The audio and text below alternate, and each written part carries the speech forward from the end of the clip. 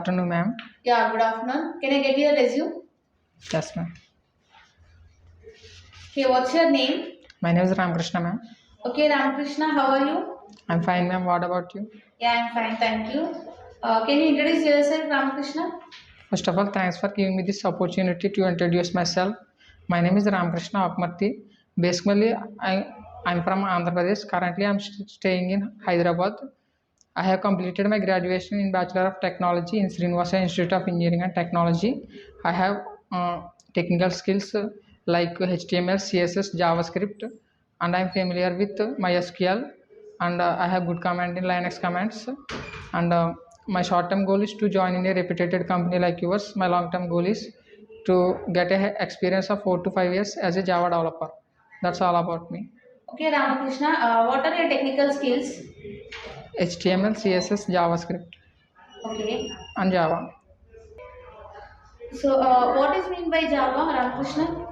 Java is an object-oriented programming language which can support OOPS concepts, and also which is very secure programming language which can multi-threaded programming language also, and it is also concurrented programming language which is distributed in nature, by which we can develop enterprise applications and also micro addition applications also we can develop by using Java programming language.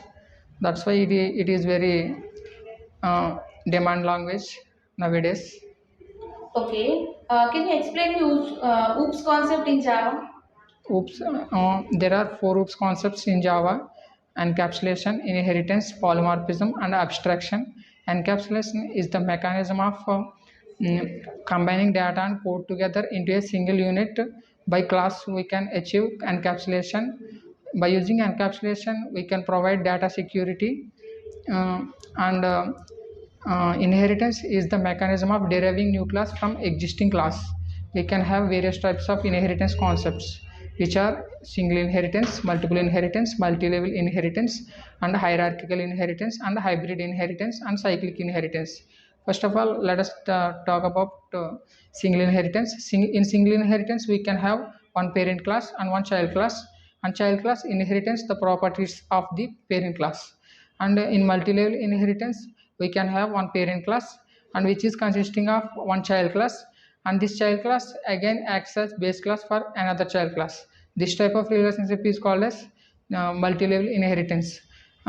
In a hierarchical inheritance, we can have one base class and more than one child class, and inheritance we can have more than one parent class but have only one child class.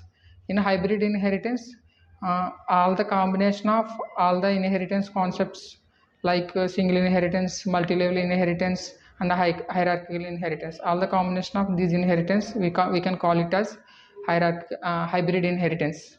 And cyclic inheritance means if it contains two classes, class A and class B. If class A inherits the class B, and again class B inherits class A, then it's this type of relation is called cyclic inheritance. And coming to abstraction, abstraction is mechanism of showing essential features and hiding implementation details. By using abstract classes and interfaces, we can achieve abstraction. By abstract classes, we cannot achieve 100% of abstraction. By using interfaces, we can achieve 100% of have to inherit abstract classes for having method body of abstract classes. Whereas in interfaces, we can have only abstract methods, instantiate interfaces, but we can inherit interfaces by using inheritance concept. We can use extends keyword for inheriting the interfaces. We can implement the interfaces for providing the method body of the abstract classes. And final OOPS concept is polymorphism. Polymorphism means the ability of object to behave in more than one form at different situations is called as polymorphism. Polymorphism can be achieved in two ways: compile time polymorphism and runtime polymorphism. Compile time polymorphism can be achieved through method overloading, and runtime polymorphism can be achieved through method overriding. Method overloading means two or more methods can have same name but different type of parameters, and data type of parameters and sequence of parameters and number of parameters but having same name, whereas method overriding means name in parent class and child class, but we can have same method signature in both the methods. That's about polymorphism. Okay. What are the types of operators?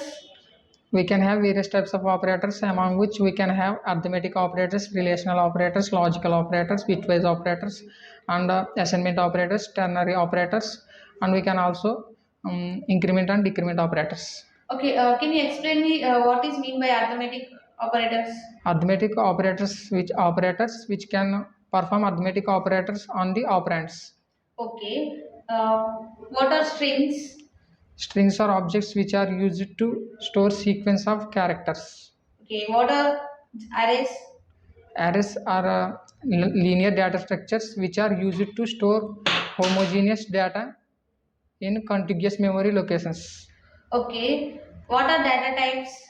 Data types are used to define type of data to which a variable can store, which defines set of values the variable can store and a set of operations that a variable can perform on particular data type.